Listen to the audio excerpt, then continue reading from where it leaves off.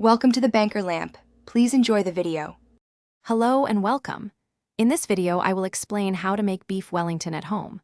This impressive dish, featuring a tender beef fillet wrapped in puff pastry, is perfect for special occasions.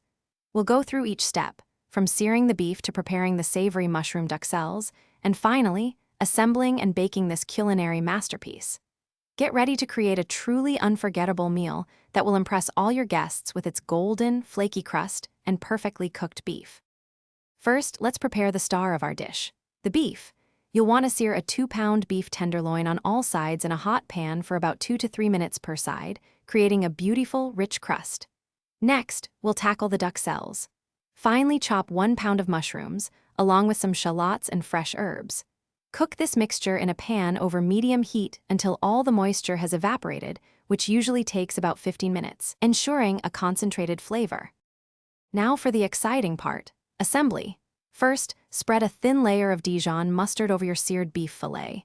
Then, carefully wrap the beef in about 8 to 10 slices of prosciutto, ensuring a complete covering. Next, evenly encase the prosciutto-wrapped beef in your prepared duxelles mixture.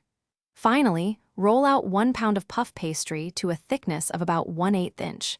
Gently wrap the entire beef package in the pastry, sealing all the edges securely to prevent any leaks during baking.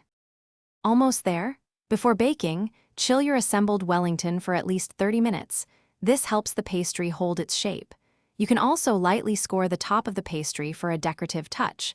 Bake it in a preheated oven at 400 degrees Fahrenheit for 25 to 30 minutes.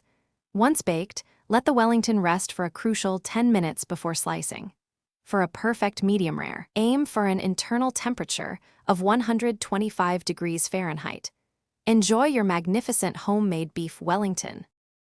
Thanks for watching. If this was helpful, leave a like and consider subscribing. See you next time.